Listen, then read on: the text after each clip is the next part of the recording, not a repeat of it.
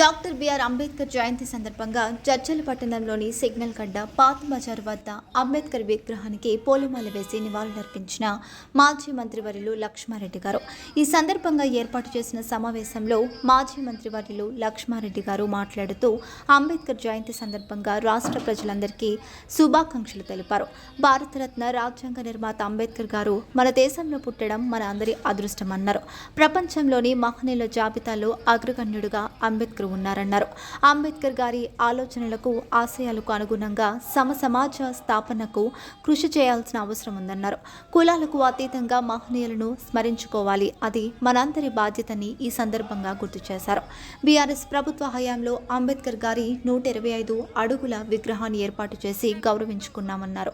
పరిపాలనకు గుండెకాయ లాంటి తెలంగాణ రాష్ట్ర సచివాలయంకు ఆ మహనీయుడి పేరు పెట్టుకున్నామని తెలిపారు.